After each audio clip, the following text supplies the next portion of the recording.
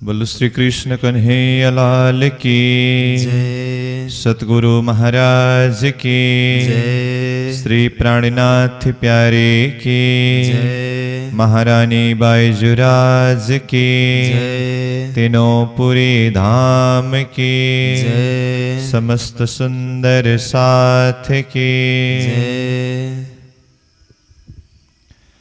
महमत कहे मेहर मोमिनो हके करी वास्ते तुम कौन देवे इत सुख बका बिना इन खसम बिना इन खसम रे रूह करे ना कछु अपनी केतु उर्जी उम्मत माहे उमर गई गुण सिफत में तो हे अजो इश्क आया नहीं तो हे अजो इश्क आया नहीं रे रूह करे ना कछु अपनी।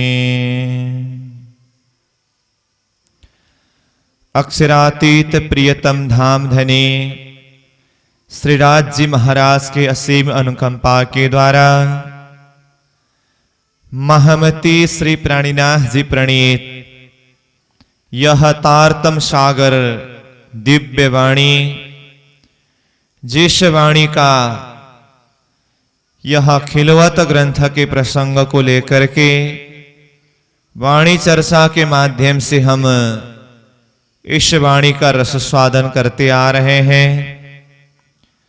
तो आज हम इस पावन बैठक में यह खिलवत ग्रंथ का 10वां प्रकरण जिसको यहाँ प्राणीनाथ जी कलश पंचरोशनी की इस विषय शीर्षक के माध्यम से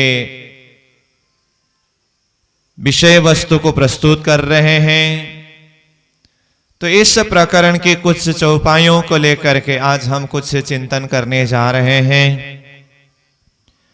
तो यहां पर महमती प्राणीनाथ जी कहते हैं रे रूहा करे ना कछु अपनी केतु उर्जी उम्मत माहे उमर गई गुण सिफत में तो हे अजू इश्क आया नहीं।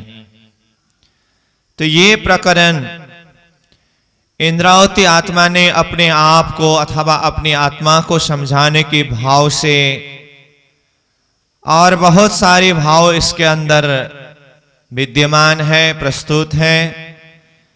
तो यह पहला नंबर चौपाई को ही देखते समय चिंतन करते समय ये अपने आप को समझाने के लिए अपनी आत्मा को समझाने के लिए बहुत गहरी भाव है।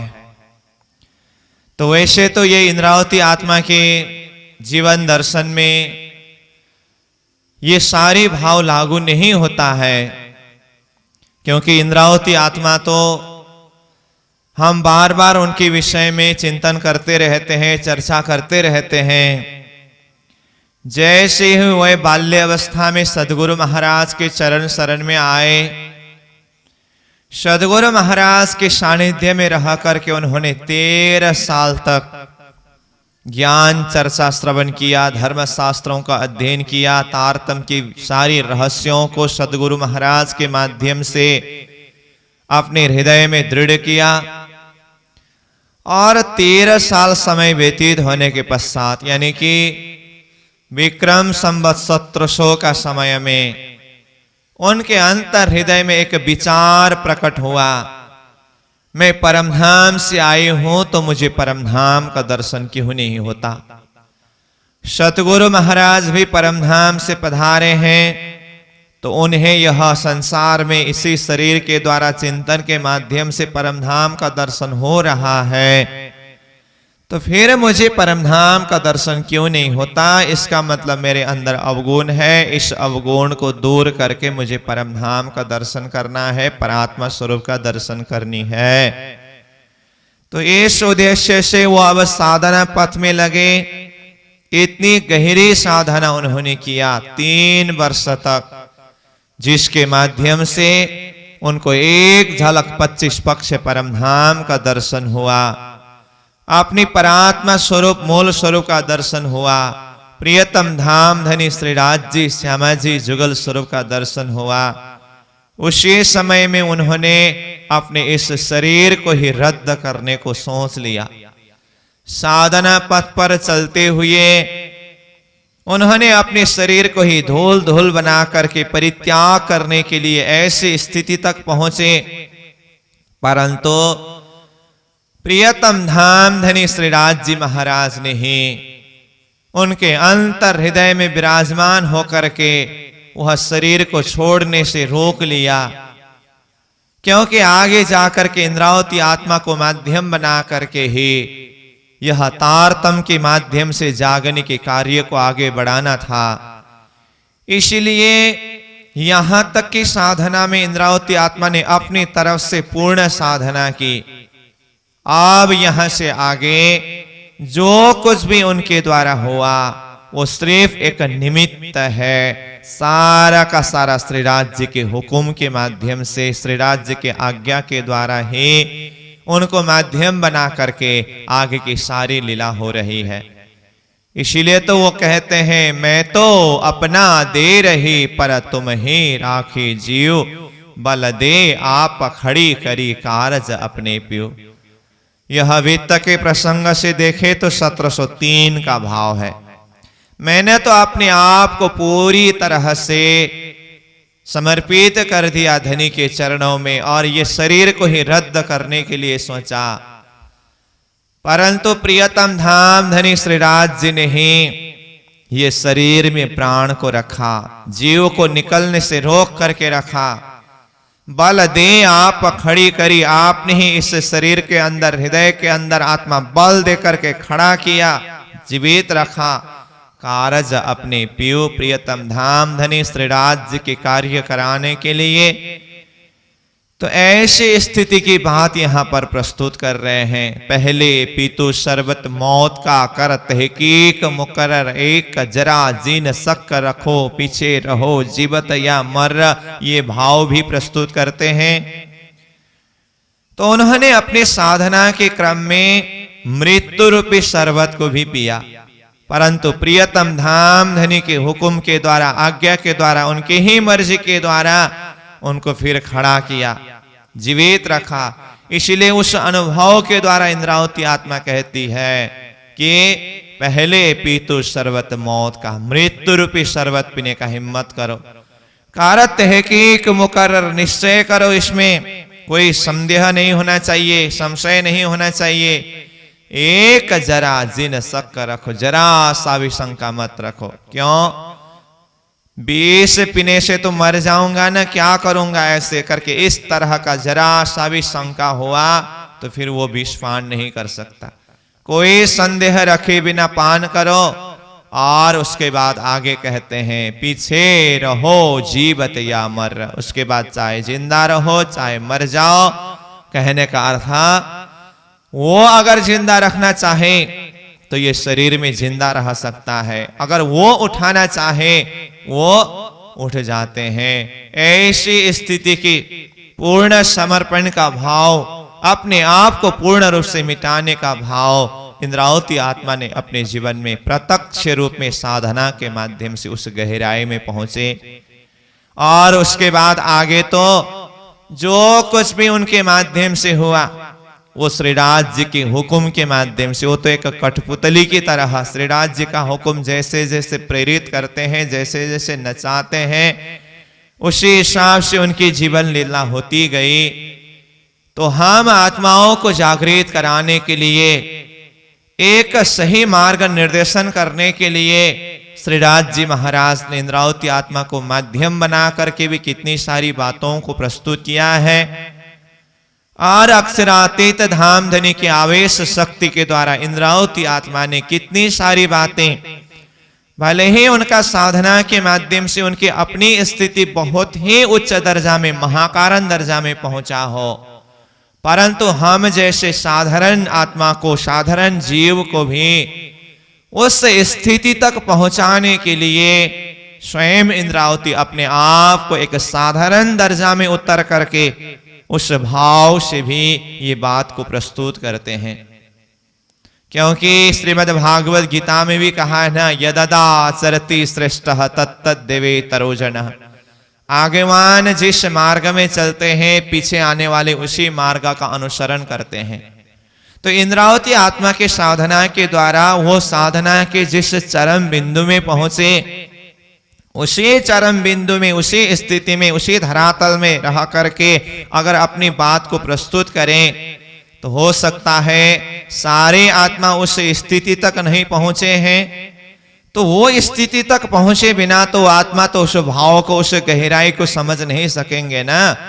तो इसीलिए इंद्रावती आत्मा ने उस स्थिति तक पहुंचाने के लिए स्वयं अपने आप को ऐसे नीचे के दर्जा तक उतार करके अपनी बात को प्रस्तुत करते हैं। इसीलिए ये तो श्री राज्य के हुक्म के माध्यम से सारी आत्माओं को हम मार्ग निर्देशन करने के लिए, दिखाने के लिए इंद्रावती आत्मा के द्वारा ये वाणी को जाहिर करा रहे हैं। इसलिए ऐसे ऐसे सारे प्रसंग इंद्रावती आत्मा में ही घटित हो ऐसा नहीं होता है। वो एक निमित्त बन करके, वो अपने सिर में लेकर के बाकी सारी आत्माओं को इस तरह से संबोधन करते हैं। इस भाव से भी हमें देखना होता है, चिंतन करना होता है। जैसे सदगुरु महाराज के धाम गमन के प्रसंग को लेकर के इंद्रावती आत्मा जब विरह करती है ना, तो इस तरह से प्रस्तुत किया है कि अपने आप को इतने नीच दर्जा में रख करके प्रस्तुत किया है। हालांकि ये सारे प्रसंग इंद्रावती में कुछ घटता ही नहीं, परंतु सामने वाला को तुम लोग ऐसे हो वैसे हो करके सामने वाला को इतना नीच दर्जा में रखे तो फिर सामने वाला सही हिसाब से नहीं समझेगा ना। तो इसीलिए कई जगह में ऐसी मजबूरी की बात भी होती है कि समझाना सामने वाला को है, तो सीधा सीधा सामने वाला को उस भाषा से समझाए तो वो समझता ही नहीं, और समझता ही नहीं गलत अर्थ लगा देता है, तो वो तो फिर अच्छी बात नहीं है। इसीलिए सामने वाला को समझाना है, परंतु वो अपने आप में अपने ऊपर लेकर के अपने को समझाने की तरह बात को प्रस्तुत करके सामने वाला को समझाना है, क्योंकि संबंधी जो है वो तो संकेत में समझ लेते हैं। तो इसी प्रसंग में बहुत सारी भाव दिखाई देते हैं वाणी के अंदर। तो ये खिलवत वाणी जो 10वां प्रकरण आज हम उठा रहे हैं, तो ये खिलवत वाणी के संदर्भ में तो हम बार बार शुरू से ही चर्चा करते आ रहे हैं। जीवन की बहुत सारी उतार चढ़ावों को पार करते हुए जब महमती प्रणिनाथ जी स्वरूप पन्ना जी की भूमि में पहुंचे, वहां पर पद्मावतीपुरी धाम की स्थापना करके जागनी रासलीला हो रही है। ऐसी परिस्थिति में इंद्रावती आत्मा के द्वारा अक्षरातीत प्रियतम धाम धनी श्री राज्य को अर्जी की हुई वो एकांत बैठक, खिलवत खाना की प्रार्थना, ये समर्पण भाव, ये गुज्य बात ये खिलवत वाणी के अंदर प्रस्तुत किया है। और पन्ना जी की स्थिति, इंद्रावती आत्मा की स्थिति को देखिए। जबकि इंद्रावती आत्मा ने सदगुरु महाराज के समय के जागने के संदर्भ में ही क्या कहा, धाम धनी प्रियतम सदगुरु महाराज स्वरूप में पधारे। वैसे सदगुरु महाराज के जमाने में 313 सुंदर साथ की जागनी हुई। सदगुरु महाराज ने परम धाम की वासना पहचान कर करके तारतम मंत्र के माध्यम से आत्मा को जागृत करने के प्रसंग में 313 आत्माओं की जागनी हुई। परंतु पूर्ण जागनी की स्थिति से अगर देखें तो इंद्रावती आत्मा कहती है, धनिये जगाए हूं अकेली मैं जगाऊं बाद जुत्था। प्रियतम धाम धनी स्वरूप सदगुरु महाराज ने मुझे अकेली यानी कि एक इंद्रावती आत्मा को जगाया। अब इंद्रावती आत्मा का संकल्प है मैं जगाऊं बाधा जुत्था। परमधाम के जो 40 जुत्थ सखियां है ना, 12,000 सखियां, एक एक जुत्थ में 300 सखियां है परमधाम में। तो 40 युद्ध में 12,000 सखियां हैं। इन 40 युद्ध 12,000 सखियों को मैं जागृत कराता हूं। ये इंद्रावती आत्मा जिसके हृदय धाम में अक्षरातीत धाम धनी के आवेश शक्ति विराजमान होकर के प्रणिनाथ जी स्वरूप के द्वारा इस दृढ़ संकल्प की बात को प्रस्तुत करते हैं। कहने का अर्थ विचार करें, सदगुरु महाराज के समय में ही सुंदर सात की परम धाम की ब्रह्म वासनाओं की जागनी में एक तरफ कहना सदगुरु के जमाने में 313 आत्माओं की जागनी हुई करके, और दूसरी तरफ स्वयं इंद्रावती आत्मा कहती है धनिये जगाए हूं अकेली। तो इसका आशय क्या है? तो इसका अर्थ जागने का दर्जा क्या है? तो क्या यहां पर इंद्रावती आत्मा सब जागने की जो प्रसंग अपने ऊपर ही लेकर के अपने अभिमान को प्रस्तुत कर रहे हैं? ऐसी बात बिल्कुल ही नहीं है। तो इंद्रावती आत्मा ने अपने आप को धामधनी के समय में एक आत्मा जागृत होने के विषय में प्रस्तुत कर रहे हैं, तो इसका मतलब जागने का दर्जा क्या है? तो ये प्रश्न उठता है ना। तो सदगुरु महाराज के समय में तारतम मंत्र में दीक्षा लेकर के और सदगुरु की वो प्रेममय वचन के माध्यम से जागृत आत्मा तो 313 हुए, परंतु ज्ञान से, प्रेम से, संयोग से, वियोग से, हर तरह से पूर्ण रूप से जागृत होने के अगर दर्जा से देखें तो इंद्रावती आत्मा ही एक सिरदार रूप में रही। इसीलिए तो सदगुरु महाराज का धाम गमन का समय जब आया और सदगुरु का धाम गमन होने के पश्चात सारे के सारे आत्माओं की स्थिति क्या हुई? किसी से धाम का संबंध नहीं रहा। सदगुरु की उस पवित्र स्थल जहां से सदगुरु महाराज नित्य निरंतर चर्चा करते रहते थे, उस स्थान पर कोई जाना ही छोड़ दिया और जगह जगह में सुंदर साध बिखर करके अपने अपने कार्य में ही व्यस्त थे। तो सबको प्रणिनाथ जी ने फिर से दोबारा जाति स्मरण करा करा करके, जागनी करा करके पुनः उनको दृढ़ रूप से जागृत कराया। इसका मतलब इंद्रावती के अलावा बाकी सब उनको फिर दोबारा मेहनत करके कैसे कैसे करके उनको फिर से जागृत कराना पड़ा। इसीलिए पूर्ण जागने की स्थिति को देखें तो इंद्रावती आत्मा में ही दिखाई देता है। तो ऐसी इंद्रावती आत्मा सदगुरु महाराज के जमाने में ही वो अव्वल दर्जा से उस स्थिति से जागृत आत्मा तो आगे जाकर के जागने की यात्रा में आगे बढ़ते हुए श्री 5 नौतनपुरी धाम से विविध स्थानों से होते हुए सूरत में पहुंच करके महामंगलपुरी धाम की स्थापना की। फिर वहां से विभिन्न स्थानों में होते हुए पन्ना जी की भूमि में पहुंच करके पद्मावतीपुरी धाम की स्थापना करके वो सारी इस जागरण लीला के रस को जाहिर कर रहे हैं। तो इंद्रावती आत्मा की स्थिति कैसी होगी? फिर भी अपने ऊपर ये सारी बातों को लेकर के, इन सारी बातों को अपने सिर में घटा करके इस भाव को यहाँ पर प्रस्तुत करते हैं कि रे रूहा करे ना कछु अपनी के तो उर्जी उम्मत माही। हे आत्मा, हे रूहा, ये रूहा शब्द के द्वारा अपने आप को समझा रहे हैं, अपनी आत्मा को, अपनी रूहा को। करे ना कछु अपने लिए, अपनी तरफ से अपने ही लिए कुछ नहीं किया। के तो उर्जी उम्मत माहे, क्या तुम उम्मत में जमात में ही उलझते रहे? उमर गई गुण सिफत में, अपने ही गुण गाने में, सिफत महिमा गाने में सारा उम्र चला गया, सारा जीवन व्यतीत हुआ। तो हे अजू इसक आया नहीं, फिर भी अभी तक तुम्हारे अंतर हृदय में इसक यानी कि प्रेम प्रकट नहीं हुआ। ये कितनी विचित्र की बात है। इस तरह से अपने रूह को, अपनी आत्मा को समझाने के भाव से इंद्रावती आत्मा यहाँ पर इस वाणी को जाहिर कर रहे हैं, प्रस्तुत कर रहे हैं।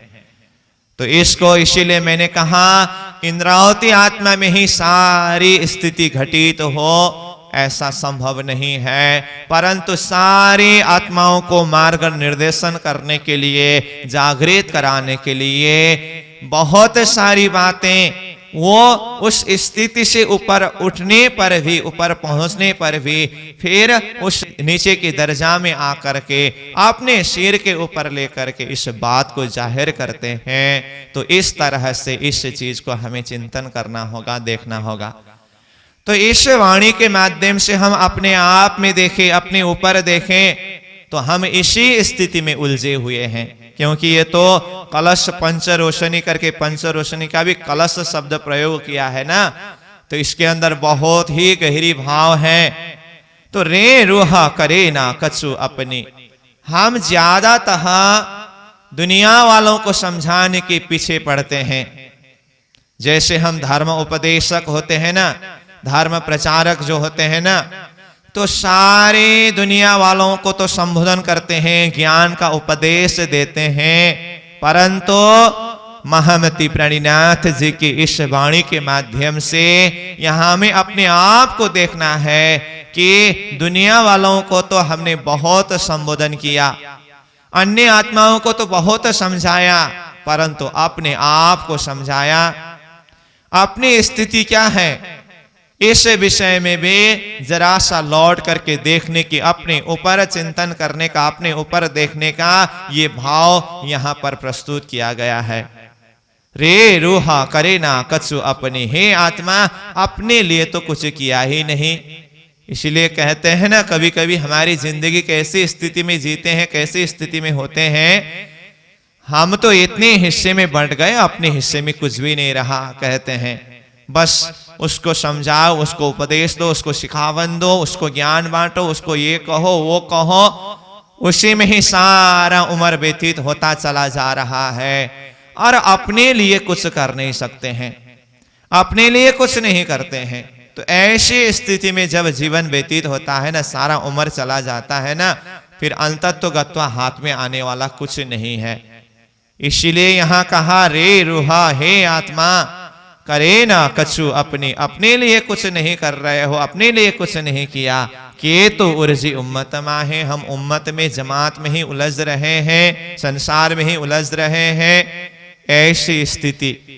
तो देखिए सारा समाज में सारी स्थिति अगर देखें तो ज्यादातर हम ऐसे ही बातों में उलझते रहते हैं।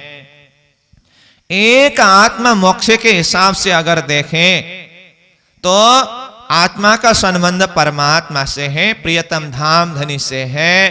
तो धाम धनी के साथ में जो एकांत मिलन, एकांत सुख, परम धाम का प्रेम रस आस्वादन करने के लिए, वो अंतरंग सुख में डूबने के लिए, तो ये अध्यात्म मार्ग में चलने वाले लोगों की स्थिति को भी देखिए ना, ऐसी स्थिति हो रही है जैसे प्रणिनाथ जी ने स्पष्ट रूप में अपनी वाणी में ही कहा ना, एक आग ज्यों छोटी बुझाई त्यों दूजी मोटी लगाई। तो ये बहुत गहरी बात है, यही स्थिति हो रही है। एक आग ज्यों छोटी बुझाई मतलब एक छोटा सा अग्नि तो बुझाया, एक अहंकार रूपी अग्नि। तो छोटा अग्नि कौन सा है? मेरा घर, मेरा परिवार, मेरे सगे संबंधी, जो एक शारीरिक संबंध से लौकिक नाते में घर गृहस्थ परिवार में जीने वाले, जीवन चलाने वाले, ये छोटी अग्नि है। तो जो मंदिर में रहने वाले, आश्रम में रहने वाले, सन्यास कहलाने वाले, धर्म मार्ग में चलने वाले जो है ना, तो इन लोगों की स्थिति के ऊपर प्रणिनाथ जी कहते हैं एक छोटी सी आग को तो बुझाया, एक छोटी आग जो बुझाई, परंतु आगे कहते हैं त्यों दूजी मोटी लगाई, दूसरा बहुत बड़ा अग्नि को विस्तार किया। तो ये बहुत बड़ा अग्नि को विस्तार करने का आशय क्या है? एक मेरा घर कहता था, घर का रूप छोटा सा होता था, अब धर्म मार्ग में चले, कुछ समय कुछ शास्त्रों का अध्ययन तो किया, कुछ चिंतन तो किया, परंतु आत्मा का परम मोक्ष के मार्ग में चलने के लिए तो निरंतर अभ्यास के द्वारा, निरंतर साधना के द्वारा वो प्रियतम परमात्मा को साक्षात्कार करना था।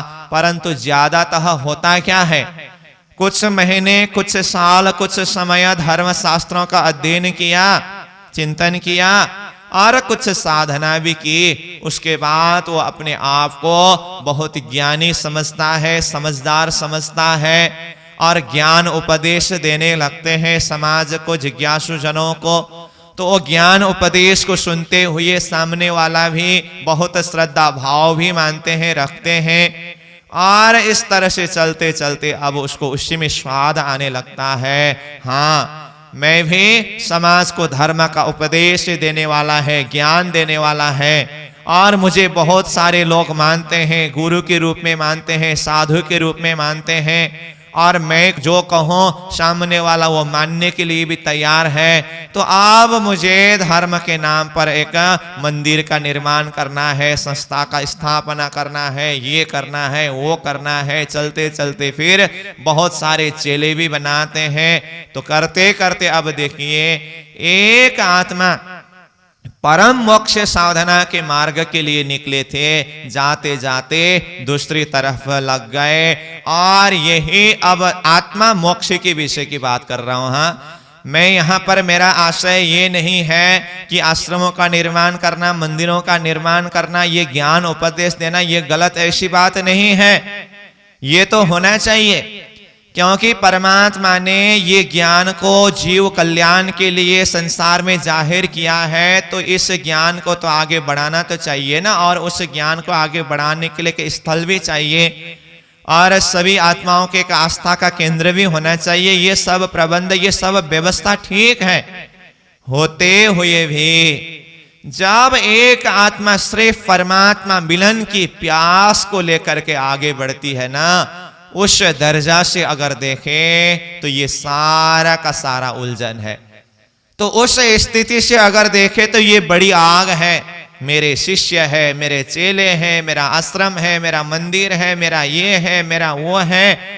तो इस तरह से ये सारी बातों में उलझना, और मेरे पास इतना ज्ञान है, मैं ये ज्ञान चर्चा को सामने वाला को सुनाऊं तो लोग इस तरह से प्रभावित होंगे और मेरी बातों को मानेंगे, सुनेंगे, और वो लोग मुझे ही मानेंगे। इस तरह से ये जाहिरी धर्म में ही उलझ गए। इसलिए प्रणिनाथ जी ने कहा ना, दो मेहर देखत खेल में, लोक देखे ऊपर का जहूर, जाए अंदर मेहर कछु नहीं, आखिर होत हक से दूर। परमात्मा की कृपा ये संसार के बीच में, जगत के बीच में दो प्रकार से परमात्मा कृपा करते हैं। तो ये दो प्रकार के कृपा में भी अलग अलग भाव है। इसका साधारण हिसाब से देखें तो लोक देखे ऊपर का जहर, ये ऊपर का जहर मतलब जाहिरी कृपा। जाहिरी कृपा का अर्थ ये संसार की सुख सुविधा में रहना, और ज्यादातः लोग यही चाहते हैं ना, लोक देखे ऊपर का जहर। ज्यादा लोग तो शरीर में सुख हो, संसार में सुख हो, सब व्यवस्थित हो, हम अच्छी तरह से जी सके।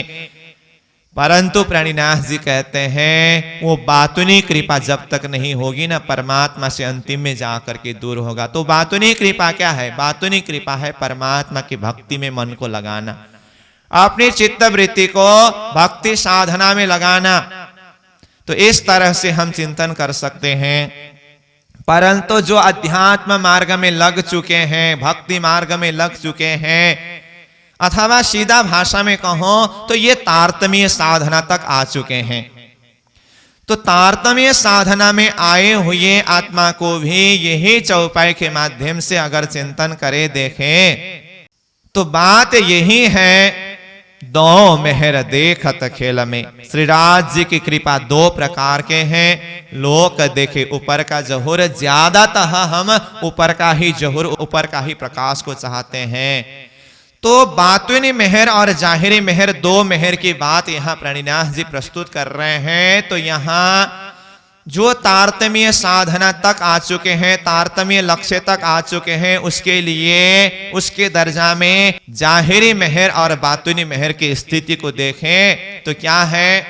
ये ज्ञान का साधना करना और स्वयं ज्ञानी बन जाना, और ज्ञानी बनने के बाद फिर ये ज्ञान सामने वाला को बांटना, उपदेश देना, समझाना, और उसके बाद फिर चलते चलते अब ये ज्ञान बांटने के लिए तो कोई स्थान चाहिए ना। फिर उसके बाद मंदिर की बात, आश्रम की बात, बहुत सारी बातें फैलती हैं, और अपने में लोगों को प्रभावित करना, लोगों को जुड़ाना, और एक शान रहता है, हाँ मुझे मानने वाले लोग इतने जने हैं, ऐसे हैं, ऐसे ऐसे हैं। ये सारी बातों का जो उलझन है ना, ज्यादातर लोग यही चाहते हैं ना कि थोड़ा सा सीख करके, साध करके, कथा करे, प्रवचन करे, ज्ञान उपदेश दे और हमें लोग माने, सम्मान करे।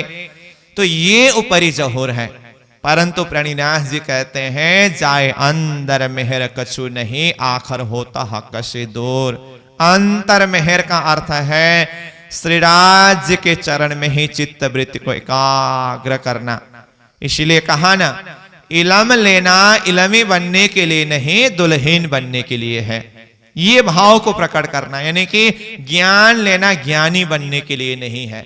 ज्ञान लेकर के लोगों को समझाना और स्वयं भी उसी में उलझ जाना, ये इलम लेने का आशय नहीं है, ये ज्ञान लेने का आशय और लक्ष्य नहीं है, और ऐसा नहीं भी होनी चाहिए। तो कहा इलम लेना यानी कि ज्ञान लेना ज्ञानी बनने के लिए नहीं, दुल्हीन बनने के लिए, यानी कि प्रेमी बनने के लिए। इस ज्ञान के माध्यम से हृदय को पूर्ण रूप से श्री राज्य के चरण में दृढ़ करके, हृदय के अंदर वो प्रेम को, वो भाव को प्रकट करके, दुल्हीन भाव को, आत्मा भाव को प्रकट करके, बस श्री राज्य के वो प्रेम में, श्री राज्य के भक्ति में, श्री राज्य के चरण में ही मदमस्त हो जाना, उसी में डूब जाना, उसी में खो जाना, ऐसी स्थिति में पहुंचना, ये है बातुनी कृपा, बातुनी मेहर। जब तक ये अंतरंग भाव से राज्य में एकाग्र होकर के चिंतन के द्वारा नहीं जुड़ेंगे ना, ये बातुनी कृपा का जब तक अनुभव नहीं करेंगे ना, ये सिर्फ जाहिरी में ही सीमित रहे, तो कहते हैं आखर होता हक से दूर, अंतिम में जा करके वो हक परमात्मा के चरण शरण से दूर हो जाएगा। तो ऐसी स्थिति के बाद भी प्रणिनाथ जी प्रस्तुत करते हैं। तो मैं बोल रहा था, एक आग ज्यों छोटी बुझाई त्यों दूजी मोटी लगाई, और बड़ा मोटा अग्नि जला करके उसमें डूब रहे हैं। ज्ञान का अहंकार है, धन का अहंकार है, पद का अहंकार है, और अपना बड़ा बड़ा आश्रम होने का अहंकार है, बहुत सारे शिष्य होने का अहंकार है।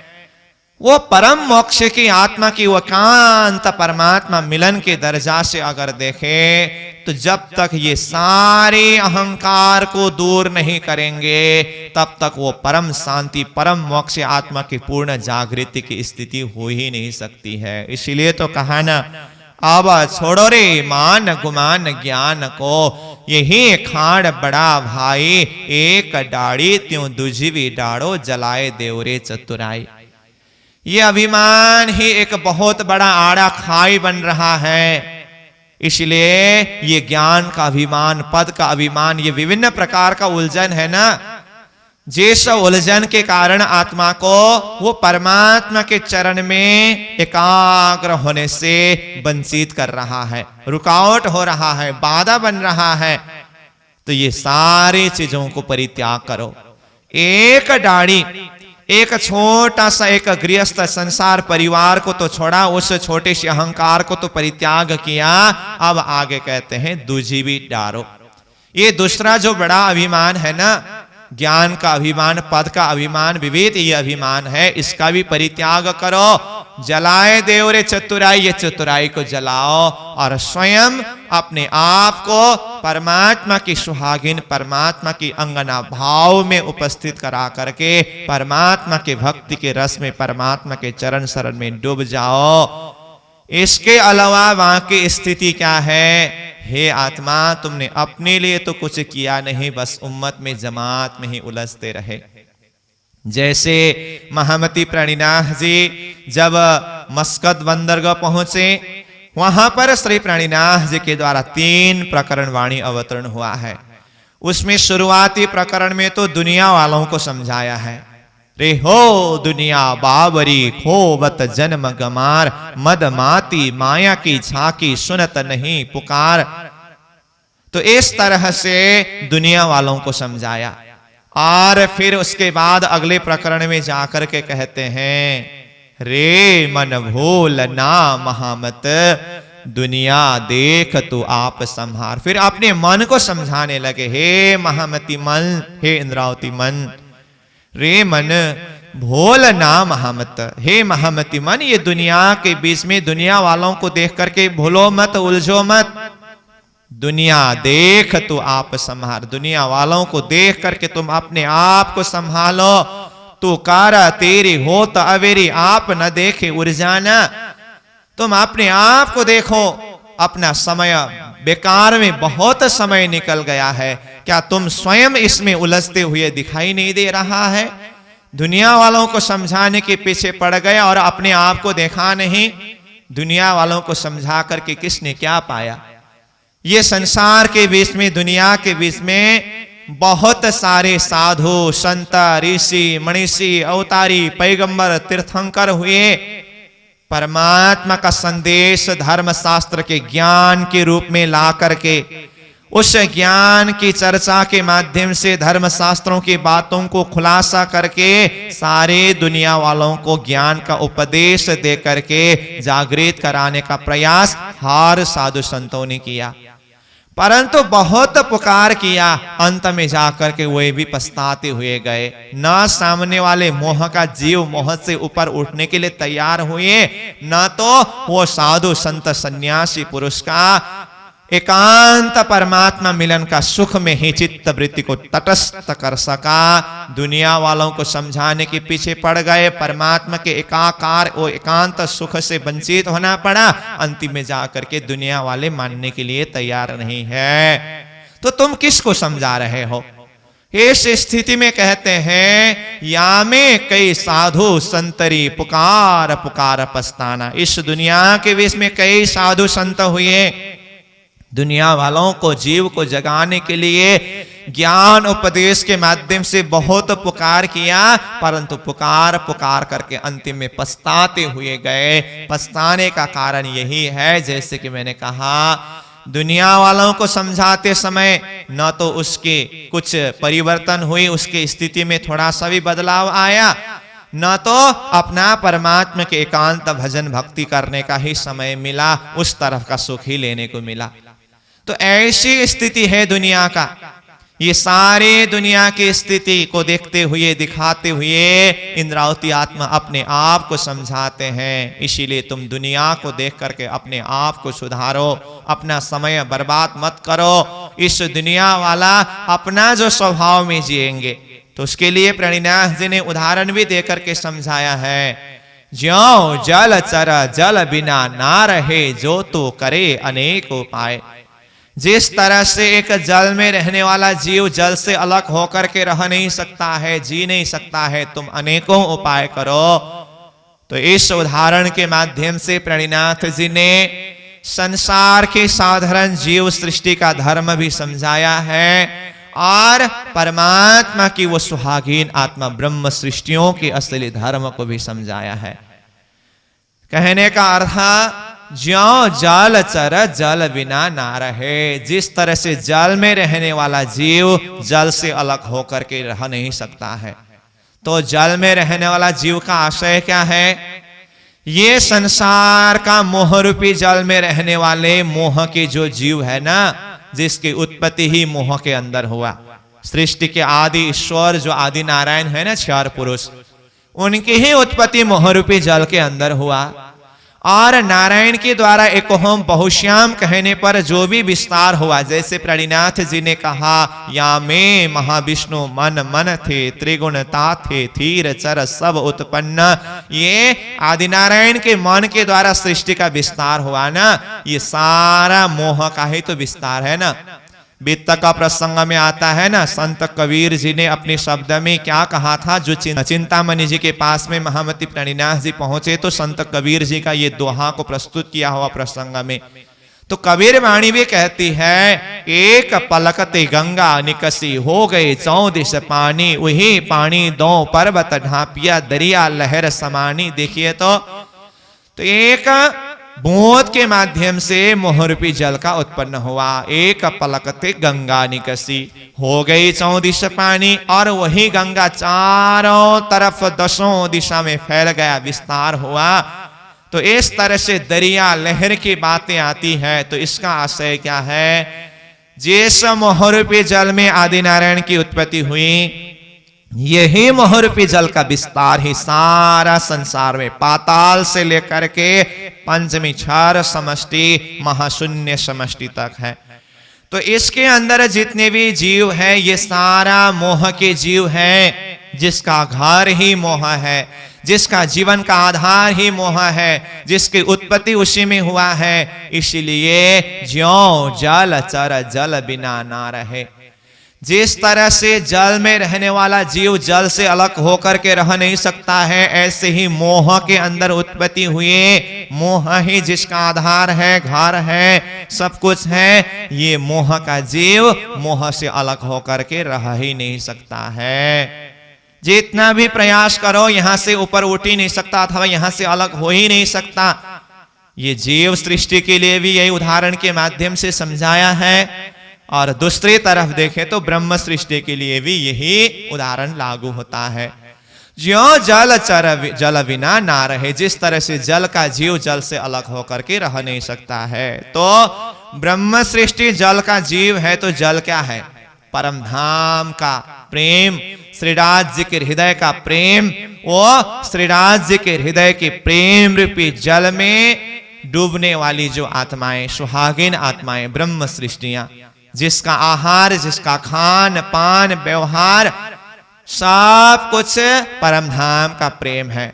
तो परम धाम की प्रेम में डूबने वाली, जिसका घर ही परम धाम का प्रेम है, जिसका अंग अंग में वो प्रेम समाया है, तो वो आत्मा परम धाम के प्रेम से अलग होकर के कैसे रह सकते हैं? इसीलिए जीव का स्वभाव, जीव का धर्म अपना है, ब्रह्म सृष्टि का धर्म अपना है, और यहाँ ब्रह्म सृष्टि और जीव सृष्टि को एक करने का प्रयास, ये तो असफल प्रयास है, ये हो ही नहीं सकता है। जीव का घर नींद है और वासना का घर है परम धाम। तो इसीलिए ब्रह्म सृष्टि, ब्रह्म वासनाएं जो है वो परम धाम के सुख में मदमस्त होंगी, और संसार के जो जीव सृष्टि है वो तो नींद के अंदर, अज्ञान के अंदर ही मदमस्त होंगे।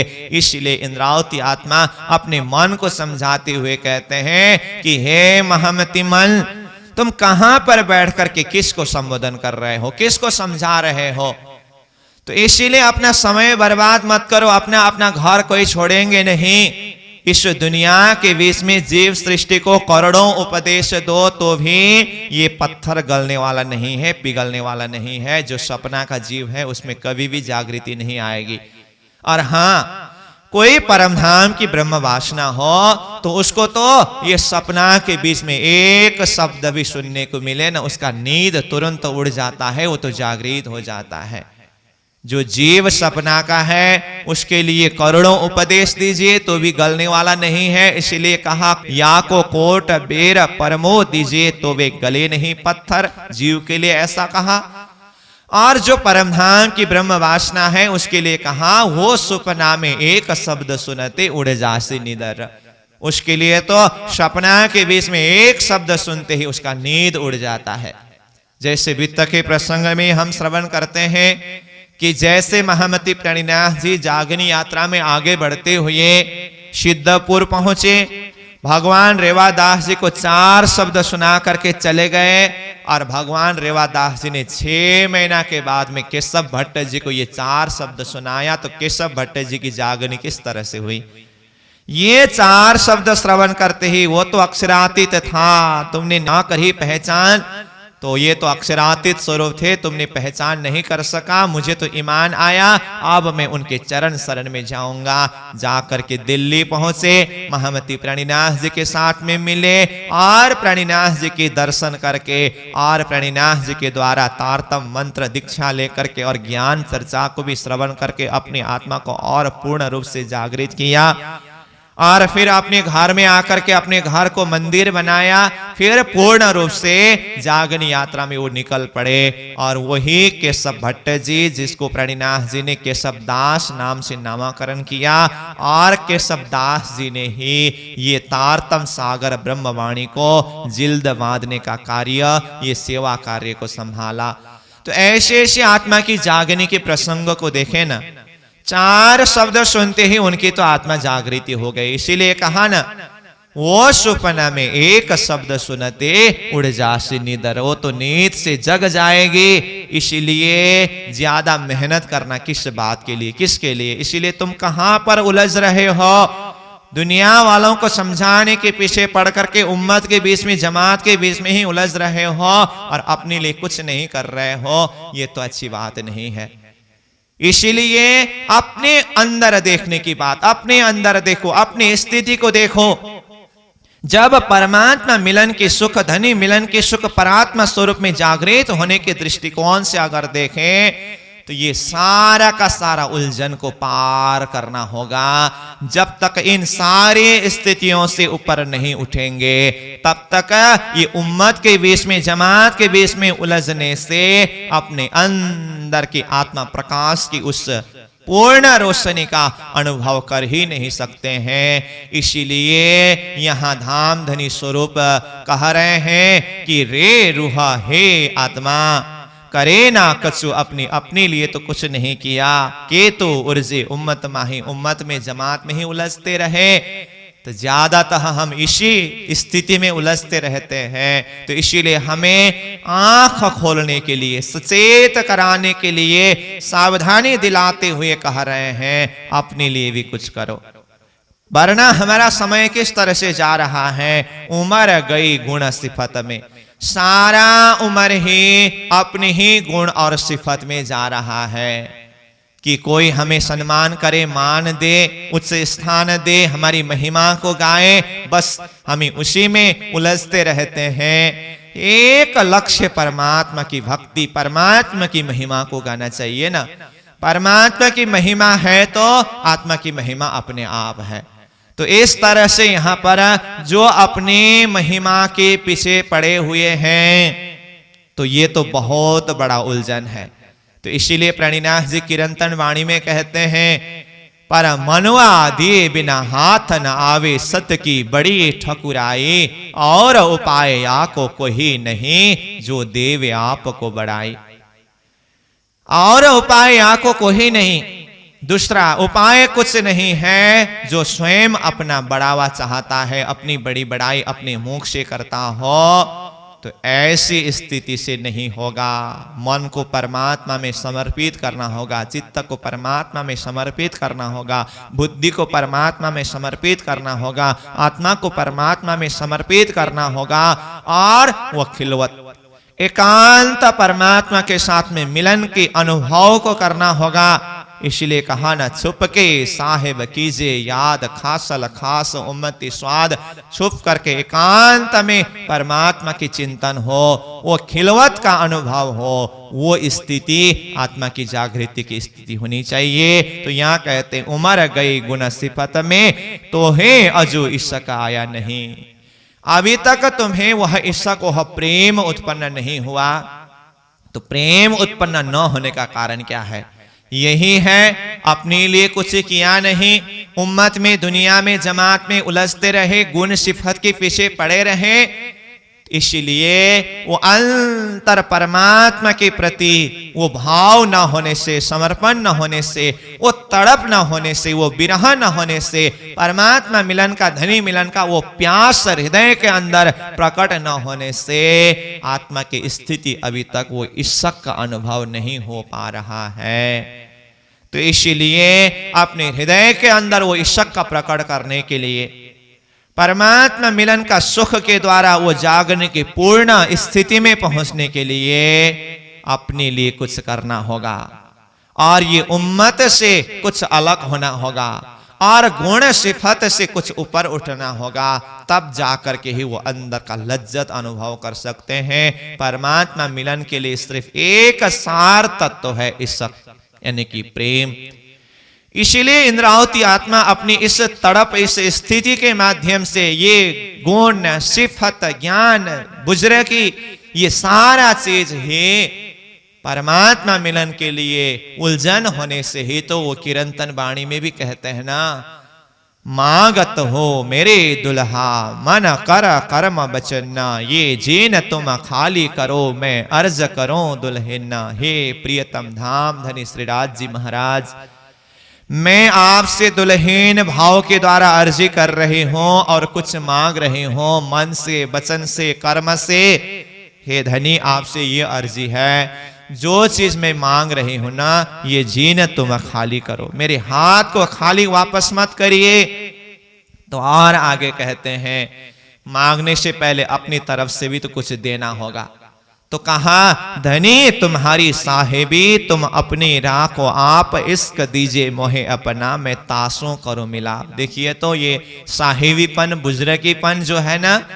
तो आगे और कहते हैं, इलम चातुरी खूबी अंग की मोहे, यही लिखा पट अंकुरा, यही न देवे देखने मेरे दुल्हे का मुख का नूर। देखिए इलम, चातुरी, खूबी जो भी है ना, ये सारा परमात्मा मिलन के लिए, धनी मिलन के लिए आड़ा बन रहा है। इसलिए ये सारा का सारा मैं आपको ही समर्पित कर देता हूं और मेरे हृदय के अंदर इश्क का प्रकट करा दीजिए, इश्क दीजिए मोहे अपना।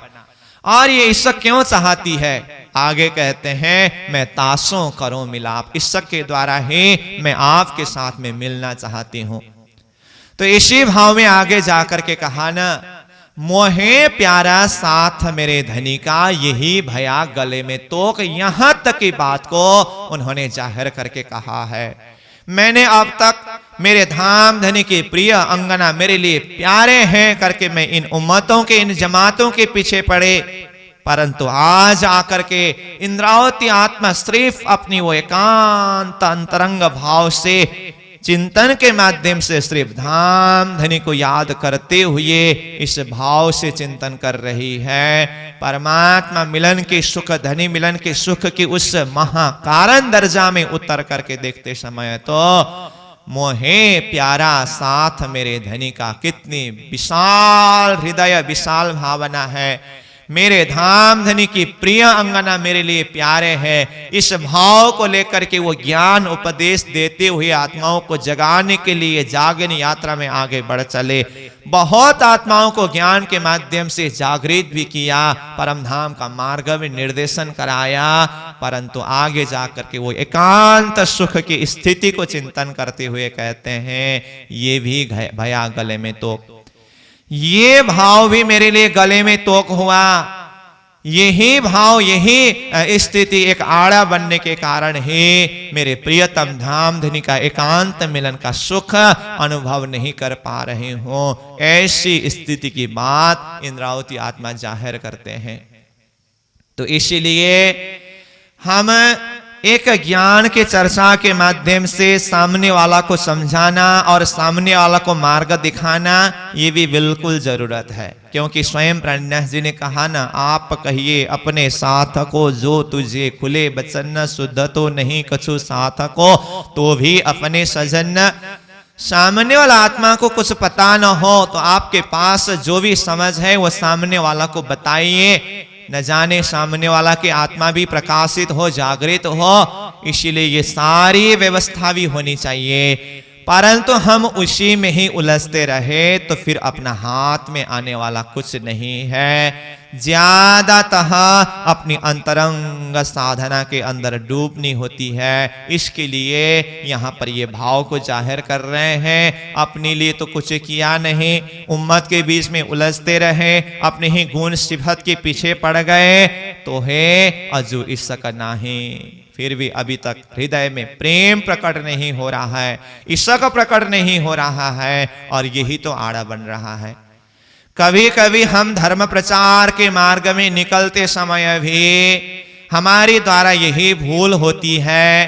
परमात्मा का संदेश, धर्म शास्त्र का संदेश, महामती प्राणीनाथ जी की वाणी का संदेश समाज तक, जिज्ञासु जनों तक, सुंदर साथ तक पहुंचाना हमारा एक धर्म है, हमारा एक कर्तव्य है। परंतु ये महिमा तो परमात्मा की महिमा, परमात्मा की वाणी की महिमा है ना। तो हमारे माध्यम से ये ज्ञान चर्चा सामने वालों को समझाते समय सामने वाला प्रभावित होंगे, और वो ज्ञान देने वाले जो है ना, ज्ञानी अथवा जो गुरु है ना, उनको ही मानने लगेंगे। तो कुछ व्यक्ति अपने को जब मानने लगते हैं ना, बस अपने आप को ही अब इतना बड़ा समझता है, बस अपने ही गुण सिफत, अपने ही मान बढ़ावा, मेरा भी इतने चेले हैं, ये है, मुझे भी इस तरह से मानते हैं, उसी में उलझते हैं। ये गलत चीज है। महिमा अगर है तो वो परमात्मा की महिमा है। खुद अपने आप को वो निमित्त, वो संदेश वाहक इस तरह से मानना चाहिए कि परमात्मा का संदेश साधारण आत्मा तक अथवा जिज्ञासु पिपासु आत्मा तक पहुंचाने के लिए परमात्मा ने मुझे एक निमित्त बनाया, तो इसमें मेरा कुछ नहीं है, इसमें मेरी मान, मेरी बढ़ावा, इसमें क्या है? परमात्मा के सम्मान, परमात्मा के बढ़ावा, आत्मा का लक्ष्य परमात्मा के साथ में है। तो ये भाव को हमें अगर जागृत करना हो तो हम बीता के प्रसंग से भी जरा सा एक प्रसंग को यहां पर जोड़ दें। श्री देवचंद्र जी महाराज साधना के क्रम में वो भोजनगर पहुंचे। गुरु हरिदास जी के सानिध्य में रह करके वो साधना करने लगे।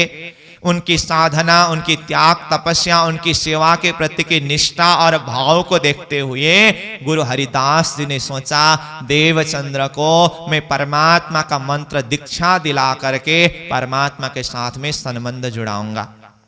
तो दीक्षा देने की बात हुई। तो दीक्षा मंत्र देते हुए गुरु हरिदास जी ने देवचंद्र जी को क्या कहा? देखो स्वरूप सन्मुख। जो अपने मंदिर में परमात्मा बांके बिहारी श्री कृष्ण जी के सुंदर मंदिर वहां पर विद्यमान था। तो मंत्र दीक्षा गुरु हरिदास जी ने दिया, परंतु देवचंद्र जी को क्या कहा? देवचंद्र देखो स्वरूप सन्मुख, सामने में सुंदर परमात्मा की छवि स्वरूप को दर्शन करो, आज से तुम्हारा संबंध परमात्मा के साथ में है। ये नहीं कहा गुरु हरिदास जी ने कि आज से तुम्हारा संबंध मेरे साथ में है, तुमने मुझे अब गुरु के रूप में माना, मैंने तुम्हें शिष्य बनाया, तो तुम अब मुझे ही मानते रहो, मेरी ही पूजा करते रहो, मेरी ही सिफत महिमा को गाते रहो। नहीं, देखो स्वरूप सन्मुख, सामने में स्वरूप परमात्मा को देखो, और आज से तुम्हारा संबंध परमात्मा के साथ में लग गया है। तो देखिए तो गुरु हरिदास जी की कितनी विशाल भावना है। तो सारे परमात्मा के संदेश वाहक, जिसको निमित्त बना करके परमात्मा का संदेश जन जन तक पहुंचाने की जो शोभा मिली है, अपने ऊपर गर्व करना चाहिए कि परमात्मा ने अपने संदेश को जन जन तक पहुंचाने के लिए, परमात्मा के अंगना तक पहुंचाने के लिए एक निमित्त के रूप में चुन लिया। लेकिन इसमें मेरा कोई शोभा नहीं है, ये सारा का सारा श्रेय महिमा परमात्मा की है। ये भाव को हमें जागृत करना होगा। अगर इस भाव में हम डूब न सके तो फिर परमात्मा का नाम लेकर के, परमात्मा के संदेश को लेकर के लोग अपने ही मान बढ़ावा और पूजा के पीछे पड़ जाएंगे, तो यही एक उलझन होगा। ऐसी स्थिति से तो स्वयं भी डूब जाएगा और सामने वाला को भी डुबा देगा। इसीलिए मैं कभी कभी कहा करता हूं, वैसे बात कड़वी है फिर भी ये कड़वी सच है, कभी कभी धर्म के मार्ग में ऐसा भी स्थिति हो जाता है, जो धर्म का संदेश वाहक है ना, धर्म का संदेश देने वाले जो प्रचारक जन, गुरुजन जो है ना, कभी कभी ये परमात्मा के संदेश को समाज में देते देते अपना अपना एक गुटबंदी सिस्टम शुरू हो जाता है, और कुछ जमात तैयार हो जाते हैं, एक गुरु को मानने लगते हैं, और दूसरा जमात तैयार हो जाते हैं, दूसरे गुरु को मानने लगते हैं, और ये हमारा गुरु, वो उसका गुरु, इस तरह से एक अलग अलग झुंड को खड़ा कर देते हैं। तो ये अध्यात्म मार्ग में अच्छी बात नहीं है। जबकि हमें धर्म शास्त्र ने क्या कहा? सारा संसार ही एक परिवार है। महमति प्रणिनाथ जी ने कहा, आत्म सहुनी एक दिशे जुज बिते दिशे देह। सबका देह भाव से देखें तो अलग अलग है, आत्मा भाव से सब एक ही है। तो एक परमात्मा की महिमा हो, तो कई बार भक्त गुरु की पुजारी बन जाते हैं, और गुरुजन फिर अपने स्थान का पुजारी बन जाते। अपना अपना एक स्थान बनाया है ना, मंदिर बनाया है, आश्रम बनाया है, और उसी के संरक्षण, उसी के देखभाल के लिए उसी इर्द गिर्द में घूमे रहते हैं। और ये मेरा संस्था है, वो फलना का संस्था है, और धर्म प्रचार के क्रम में भी अपना जो एरिया है, अपना प्रचार का क्षेत्र, उस क्षेत्र में दूसरा ज्ञानी जन, प्रचारक जन आए तो उसको फिर ये मेरा एरिया में क्यों आया, ऐसा एक असंतुष्ट भाव भी आता है। ये सब धर्म के नाम पर व्यापार है। इसमें मोक्ष नहीं है, इसमें आत्म शांति नहीं है, और इसमें परमात्मा को एकांत मिलन का सुख कभी हो ही नहीं सकता है। मैंने जैसे पहले ही कहा, ये कड़वी बात है परंतु सच बात है। इसके अंदर सभी आत्माओं का, सभी का ये भाव रहे, परमात्मा का संदेश परमात्मा ने किसको निमित्त बना करके समाज में जाहिर करा रहे हैं। ये सब का सार परमात्मा है, श्री राज जी है, हमारा आत्मा का संबंध परमात्मा के साथ में है। जैसे कहा ना, सूरज से किरणों का रिश्ता, ज्योति से दीपक का, सागर से लहर का रिश्ता है। इसी तरह से आत्मा का संबंध परमात्मा के साथ में है। ये भाव के द्वारा हम डूब जाएं तो कुछ हृदय के अंदर इश्क भी प्रकट हो सकता है। उसी इश्क के माध्यम से, उसी प्रेम के माध्यम से परमात्मा के चरण शरण में हम उठ सकते हैं, जाग सकते हैं, जागने का सुख का हम अनुभव कर सकते हैं। तो ये तो एक चौपाई का ही जरा सा भाव मैंने बताया। इस प्रकरण के अंदर बहुत सारी भाव है। हक का शीर पर इन बिदा खड़े, देखत ना हक तरफा, जो स्वाद लगे महबूब का तो मुख ना निकसे एक हरफ। देखिए, एक शब्द भी परमात्मा की तरफ का, एक शब्द का भी स्वाद अगर अंतर हृदय को स्पर्श करे, अनुभव हो, महसूस हो, तो मुख ना निकसे एक हरफ, एक शब्द भी मुख से नहीं निकलेगा। हक का सिर पर इन बिद खड़े, परमात्मा हमारे हृदय के अंदर, हमारे दिल में इस तरह से खड़े हैं, देखना हक का तरफ, परंतु हम वो अपनी गुण, अपनी मान बढ़ावा, उम्मत के पीछे पड़ने से हृदय में जो परमात्मा विराजमान है वो भी देख नहीं सका। परंतु एक शब्द भी वो अंतर आत्मा में चुभ जाए, उसके मुख से एक शब्द भी नहीं निकलता है। तो ऐसी बहुत सारी भाव है। इस चौपाई को हम चौपाई चौपाई अध्ययन करें, चिंतन करें तो इसका सार भाव हम देख सकते हैं। यहाँ पर सार रूप में ये भाव को दर्शा रहे हैं कि ज्ञान के माध्यम से आत्मा को पूर्ण रूप से जागृत कराया, परंतु देह सपना के बीच में ही है। ये कैसे संभव हुआ? ये बहुत आश्चर्य की बात है। तो ये जितने भी शब्द आपने उच्चारण किया, संबोधन किया, उपदेश दिया, क्या ये नींद के अंदर दिया? अगर नींद के अंदर हो तो कैसे संभव है ये?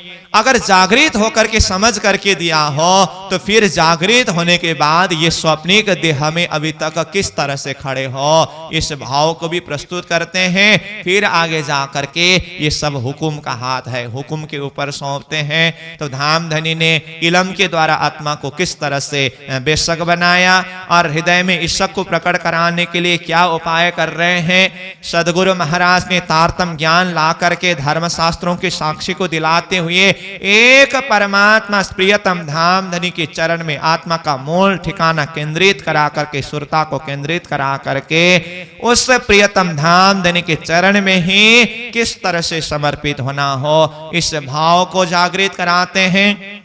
और बार बार यही भाव को दर्शाते हैं। ज्ञान के माध्यम से आत्मा पूर्ण जागृत होना और ईश्वर को अनुभव न होने से अभी तक यह देह में खड़ा होना, ये बहुत आश्चर्य की बात है। इसीलिए बिल्कुल ही वो एकांत परमात्मा के चिंतन के द्वारा हृदय में ईश्वर को प्रकट करके परमात्मा के साथ में एकाकार होना, इस भाव के लिए संबोधन करते हैं। इसलिए इसका सार ही यही है, हम अपने अंदर देखे, अपने आप को संभाले। दुनिया देख तो आप संभाल, दुनिया को देख करके भी अपने आप को संभालना है।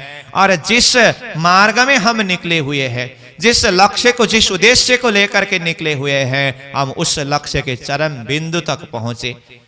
एक बूंद बूंद मिल करके नदी रूप बन करके बहना शुरू होता है ना, तो उसका लक्ष्य है सागर तक पहुंचना। अब सागर का लक्ष्य लेकर के बहते हुए जो जल अब बीच में जाकर के उलझ जाए और थोड़ा सा एक खड्डा में पड़ करके उसी में ही फंस जाए, उलझ जाए और सागर तक न पहुंच सके, तो ये कितनी दुर्भाग्य की बात है।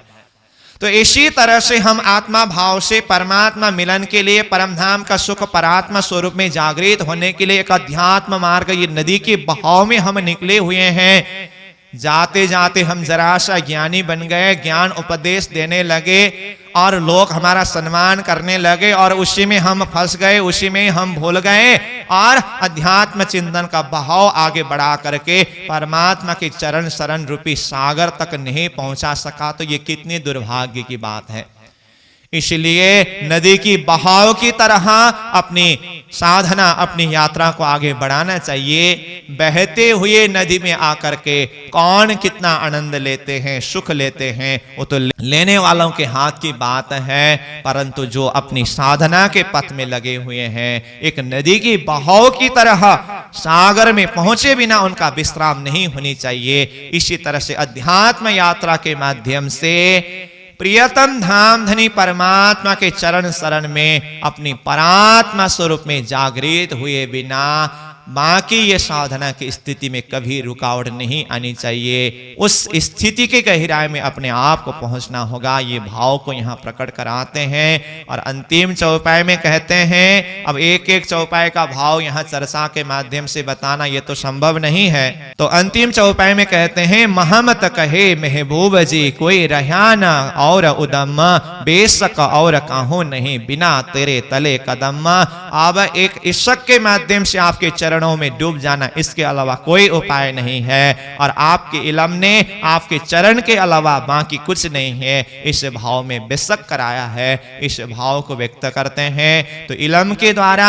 हृदय को बेशक करा करके धनी के चरण में ही अपने आप को समर्पित करें। तो ये भाव ये प्रकरण के द्वारा दिखाई देता है। तो इन्हीं शब्दों के साथ आज की वाणी चर्चा को चौपाई दोहराते हुए विश्राम देंगे। बोलो श्री प्राणीनाथ प्यारे की जय।